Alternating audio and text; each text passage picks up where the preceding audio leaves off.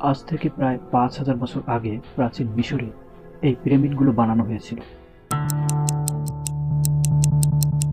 কিন্তু ৫,০০০ বছর আগে যখন মানুষের কাছে বর্তমানকালের মতো উন্নত প্রযুক্তি ছিল না, ক্রেন বুলডোজারের মতো উন্নত যান্ত্রিক বাহন ছিল না, এমনকি গাড়ির চাকা পর্যন্ত যে যুগে আবিষ্কৃত হয়নি, ঠিক সেই সময় ২.৫ থেকে ৮০ টন ওজনের এক একটা পাথর প্রায় ১৪৭ মিটার পর্যন্ত উচ্চতায় উঠিয়ে তারা কিভাবে বিশাল আকৃতির এই পিরামিডগুলো তৈরি করেছিলেন এবং কিভাবে ৫,০০০ বছর পর আজও সেগুলো স্বমহিমায় টিকে আছে, সেই রহস্য নিয়েই আজকের ভিডিও।